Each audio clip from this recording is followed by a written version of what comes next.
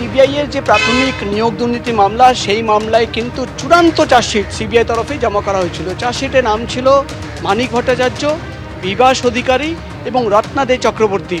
তার মধ্যে তিনজনকেই সামান পাঠানো হয়েছিল আজকে কোর্টে, সারেন্ডার করার কথা ছিল তাদের, কিন্তু আমরা দেখলাম বিভাস অধিকারী এবং রত্নাদে চক্রবর্তী আসলেও মানিক ভট্টাচার্য আজকে কোর্টে কিন্তু পেশ হননি। এবং তারপরেই আমরা দেখলাম বিচারক কিন্তু মানিক ভট্টাচার্যর আইনজীবীকে তীব্র ভাষায় ভর্ৎসনা করেন এবং তিনি বলেন যে সামান পাঠানো হয়েছে, নোটিশ গেছে, আগে থেকে জানেন যে অভিযুক্ত হিসেবে চার্জশিট করা হয়েছে, কেন তিনি সারেন্ডার করেননি।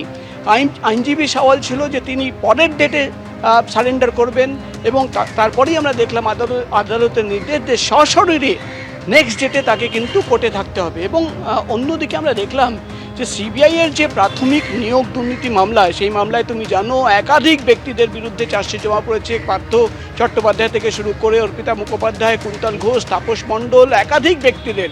এবং সেই মামলায় যেহেতু চূড়ান্ত চার্জশিট এবার কিন্তু কোর্ট গ্রহণ করে নিল, কোর্টের নির্দেশ, এবার কিন্তু বিচার প্রক্রিয়া শুরু হবে এবং বিচার প্রক্রিয়ার যে প্রাথমিক প্রক্রিয়া সেটা কিন্তু শুরু করে দেওয়া হলো আজকে। কোর্ট সেই চূড়ান্ত চার্জশিট গ্রহণ করে নিয়েছে এবং চার্জ গঠনের যে প্রক্রিয়া সেই প্রক্রিয়া শুরু হয়ে গেল। তার মধ্যে যদি কোনো অভিযুক্ত ডিসচার্জ পিটিশন ফাইল করতে চায় সেই ডিসচার্জ পিটিশন ফাইল করতে পারে, কিন্তু চার্জ গঠন কোন দিন হবে সেটা কিন্তু আদালতের তরফে আজকে জানিয়ে দেওয়া হবে। এবং তারপরেই কিন্তু আমরা দেখলাম যে এবার কিন্তু তোমার মনে থাকবে যে ইডির যে বিচার প্রক্রিয়া অনেক আগে থেকে শুরু হয়ে গেছে, সাক্ষ্য গ্রহণের প্রক্রিয়াও চলছে।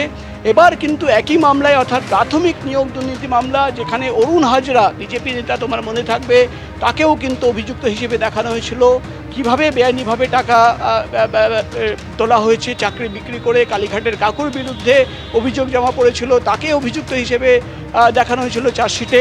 সেই মামলায় কিন্তু এবার বিচার প্রক্রিয়ার রাস্তা ক্লিয়ার হয়ে গেল, অর্থাৎ সিবিআইয়ের যে প্রাথমিক নিয়োগ দুর্নীতি মামলায়, সেই মামলায় কিন্তু দ্রুত কিন্তু এবার বিচার প্রক্রিয়া শুরু হবে এবং আদালতের আজকের নির্দেশ যে এবার চার্জ গঠনের যে প্রক্রিয়া সেই প্রক্রিয়া কিন্তু আগামী দিনে শুরু হবে, সেটাই কিন্তু আমরা দেখলাম আজকে বিচারকের তরফে বলা হলো।